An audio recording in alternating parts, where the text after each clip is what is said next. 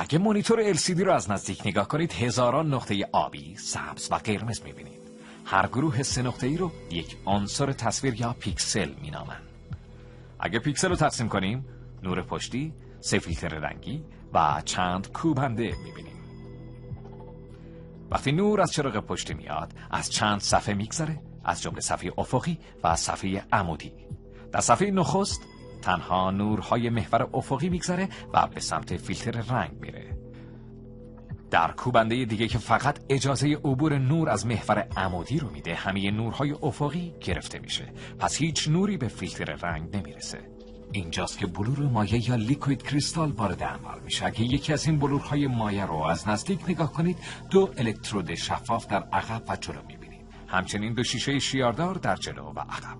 بلورهای مایع به صورت بی‌نظم نیستند، مگر اینکه شیشه شیاردار افقی در عقب و شیشه شیاردار عمودی در جلو اونا رو نظم بده. وقتی نور به بلور بتابه مسیر مولکول‌ها رو دنبال میکنه، طوری که هر نوری که از محور افقی رد بشه از محور عمودی خارج میشه.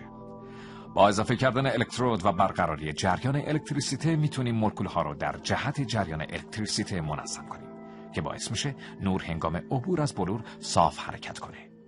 وقتی این بلورها رو درون پیکسل بذاریم میبینیم که نور از فیلتر افقی میگذره، در بلورها به حالت عمودی میچرخه و در نهایت از کوبنده عمودی رد میشه و به فیلتر رنگ میرسه. ولی اگه الکترودها رو روشن کنیم و نور دیگه در بلورها چرخونده نشه، نور در کوبنده عمودی متوقف میشه.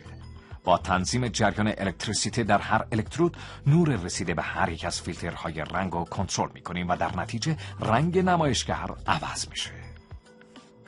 رنگ‌های روی نمایشگر رو با میزان روشنایی قرمز، سبز و آبی هر پیکسل تعیین می‌کنیم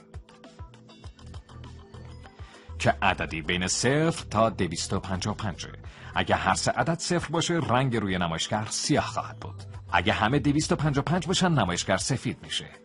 با افزایش میزان قرمز، سبز و آبی در هر پیکسل رنگ‌های گوناگون روی نمایشگر ظاهر میشن. نمایشگر میزان الکتریسیته هر بلور رو 1 به 1 و ردیف به ردیف و 60 بار در ثانیه تنظیم میکنه. این بود نگاهی کوتاه به چگونگی کارکرد نمایشگر LCD.